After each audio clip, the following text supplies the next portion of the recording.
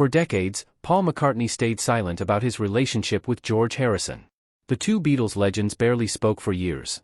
Then, in a rare moment of vulnerability, Paul revealed something that shocked fans around the world. He admitted he'd made a terrible mistake, one that had cost him a friendship with one of rock and roll's greatest musicians.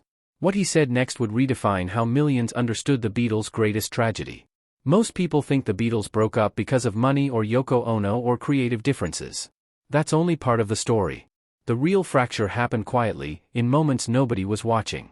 It happened between Paul and George. George Harrison wasn't just the third guitarist in the Beatles. He was a songwriter. A visionary. But for years, Paul treated him like he didn't exist. Think about it.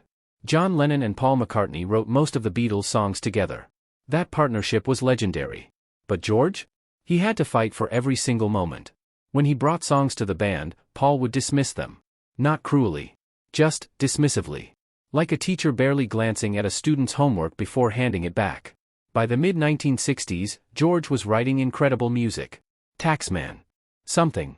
While My Guitar Gently Weeps. These weren't B-side filler. These were masterpieces. Yet Paul controlled the studio. Paul controlled the narrative.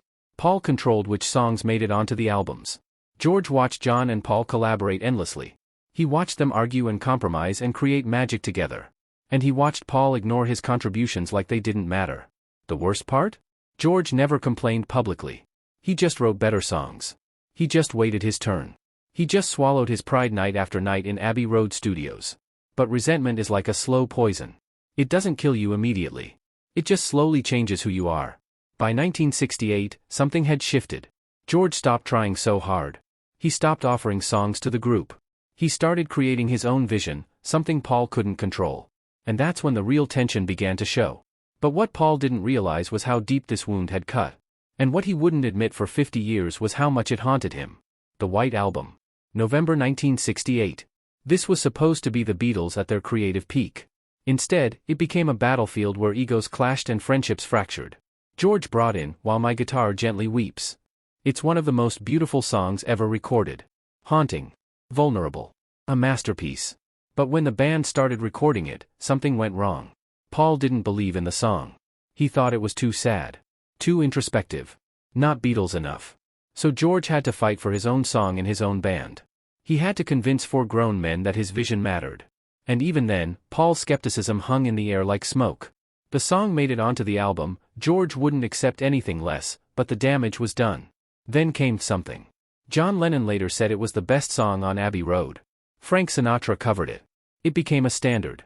But when George first presented it to the band, Paul barely acknowledged it. Again. Here's what historians often miss: George wasn't jealous of Paul's talent. He was hurt by Paul's indifference. There's a difference. Jealousy is about wanting what someone else has. Hurt is about feeling invisible to someone you respect. And George was invisible. On stage, Paul stood center. John stood center. George stood to the side. In the studio, Paul made decisions. John pushed back and they compromised. George made suggestions and they got ignored. In interviews, journalists asked Paul and John everything. George got asked what his favorite color was. By 1969, George had enough. He actually quit the Beatles for 10 days during the Let It Be sessions. He walked out. The tension had become unbearable. When he came back, something had changed. He wasn't the eager young musician anymore. He was a man who'd learned a hard lesson. His bandmates didn't see him as an equal. Paul would later admit he didn't even notice George had left. Not really. He was too focused on his own creative direction. That detail, that Paul didn't notice, would haunt him for the rest of his life. January 1969. The Get Back sessions. The Beatles were in crisis, and nobody wanted to admit it. They were supposed to be recording an album and filming a documentary. Instead, they were falling apart in real time. The cameras captured everything: the tension, the frustration, the slow-motion dissolution of the greatest band in history. And right in the middle of it all was a confrontation between Paul and George that changed everything. George had written a song called I've Got a Feeling. Paul loved it. But Paul wanted to change it. Paul wanted to reshape it into something more. Pauline. George refused. For once, he stood his ground. He wasn't going to let Paul erase his fingerprints from his own song. The argument wasn't loud or dramatic. It was worse than that. It was cold. Professional. 2 men saying no to each other over and over until the word lost all meaning.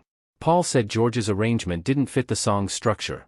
George said Paul's version stripped away everything that made it special. Paul insisted they try it his way. George walked away. But here's what most people don't know, that moment was captured on film. The documentary crew caught the exact second when George realized Paul would never truly listen to him. And George's face, you can see it in the footage, shows something breaking inside. After that, George became even more withdrawn. He stopped bringing songs to the group. He stopped fighting. He stopped hoping things would change. Instead, he threw himself into his solo work. He recorded Wonderwall music in secret. He started thinking about life beyond the Beatles. And Paul? Paul barely noticed the shift. He was too consumed with his own vision for the band. Too busy being the Beatles' de facto leader. The Beatles would break up just 16 months later. But the real breakup happened in those get-back sessions. The real breakup happened the moment George stopped trying to be heard. What neither of them realized was that this silence, this growing distance, would define the rest of their lives. Before we continue, do you think Paul was wrong to push his vision so hard? Or was George being too sensitive? Let me know in the comments what you think really happened between them. The Beatles officially disbanded on April 10, 1970. Paul announced it via press release. He didn't call the other three members first. He just told the world. George wasn't surprised. He'd already moved on. What followed was decades of coldness. Not open warfare. Just absence. The four Beatles rarely spoke to each other. They certainly never spoke about what had really happened between them. George threw himself into his solo career and found something he'd never had in the Beatles, complete creative control. His album All Things Must Pass became a masterpiece. Critics called it better than anything the Beatles had released in years. Some even said it was better than anything Paul had done solo. Paul saw the reviews. He read the comparisons. And somewhere deep down, he understood what had happened. George had needed to leave. George had needed to prove himself. George had needed to escape from Paul's shadow. But Paul never said it out loud. Instead, they went through the motions of being cordial. They appeared together occasionally. They smiled for photographs. But the warmth was gone. The brotherhood was gone. What remained was politeness, the kind of politeness between strangers who share a complicated past. In interviews, Paul would talk about the Beatles with nostalgia and pride. He'd mention John's brilliance. He'd discuss the creative process. But when asked about George, his answers became vague. Generic. Like he was reading from a script. George, meanwhile, rarely spoke about Paul at all. In one famous interview, he said something that stunned people: "I don't have much to say about Paul anymore. That part of my life is over." Cold. Final. Definitive. The years dragged on. The 1970s. The 1980s. The 1990s. And still, nothing. No reconciliation. No honest conversation. Just two men who changed the world together, now living in separate worlds. George struggled with cancer in the late 1990s. Paul reached out. They talked. For the first time in 30 years, they actually talked. George was dying, and suddenly Paul found the courage to say some of the things he should have said decades earlier. But it was too late for real healing. It was too late for the friendship to be rebuilt. George died on November 29, 2001. Paul was devastated. Not just sad. Devastated. Because he finally understood the cost of his silence. He finally understood what he'd lost.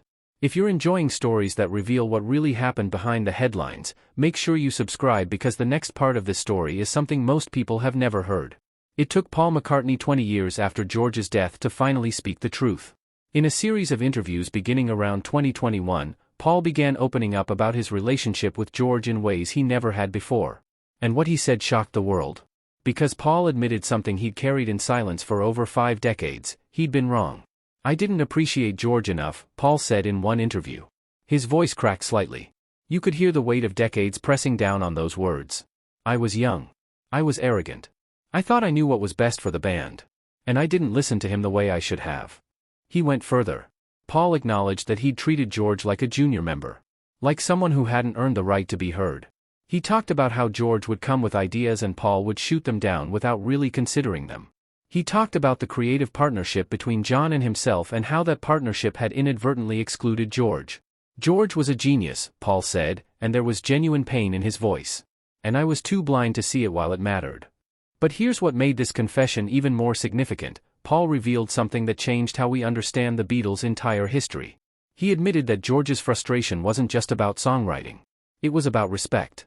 It was about being seen as an equal. It was about being allowed to grow. "If I could go back," Paul said in another interview, "I would tell George that his voice mattered. That his songs were just as important as mine. That the Beatles needed him exactly as he was, not as someone I wanted him to become. The most striking moment came when Paul was asked if he and George had ever truly reconciled before George died. Paul's answer was quiet and honest, not really. We talked. We made peace. But we never had the real conversation we should have had. We never really cleared the air. That admission, that they'd missed their chance, seemed to age Paul in real time. You could see it in his face. The regret. The understanding that some things, once lost, can never be fully recovered. Many people watching have gone through moments where they realize too late that they'd hurt someone they loved. If you've ever faced that kind of regret, you're not alone. The comments below are full of people who've had similar experiences. Paul's confession did something remarkable. It made the Beatles story more human. Less mythical. Because suddenly, these four legendary musicians weren't gods anymore. They were just men. Men who made mistakes. Men who let pride get in the way. Men who ran out of time. Paul McCartney's confession about George Harrison didn't just reveal a personal truth. It fundamentally changed how we understand the Beatles. For 50 years, the official narrative was that the Beatles broke up because of business disputes and creative exhaustion. Yoko Ono was blamed. Alan Klein was blamed. The music industry was blamed. But the real story was always simpler and sadder. They broke up because they stopped listening to each other. George's departure, his slow, quiet exit from the group's creative process, wasn't a symptom of the Beatles' decline. It was a cause of it. Think about what could have happened if Paul had listened to George the way he listened to John. What if All Things Must Pass had been a Beatles album? What if George's vision had been embraced rather than dismissed? What if the young man who stood in the shadows had been invited to step into the light? We'll never know. That's the tragedy at the heart of this story. But Paul's confession also revealed something hopeful. It showed that even after decades of silence, even after George had died, Paul was still capable of growth. Still capable of saying, "I was wrong." Still capable of seeing his own blindness. Music historians now look at the Beatles differently. When they listen to the albums, they hear George's contributions with new appreciation. Songs like Something and Here Comes the Sun aren't just beautiful melodies anymore. They're cries for recognition from a musician who deserved to be heard. The irony is profound. George Harrison became more respected after his death than he ever was during his lifetime in the Beatles. His solo work is now recognized as genius. His songwriting is studied in universities. But George never got to experience that validation while Paul was still willing to give it. What Paul's confession ultimately teaches us is that silence is a choice. Every day that Paul didn't acknowledge George's talent, every day he didn't say, "You're right, I was wrong," those were choices. And those choices had consequences. The Beatles could have been 4 voices instead of 2. They could have been even greater. But greatness requires humility. It requires listening. It requires seeing the people around you as equals, not as people you need to manage or control. Paul McCartney, one of the greatest songwriters in history, finally learned that lesson. But he learned it too late to share it with George. That's the real story behind the Beatles' breakup. Not drama. Not betrayal. Just the slow tragedy of 2 brilliant men who never quite managed to truly see each other. In 2023, Paul McCartney released a documentary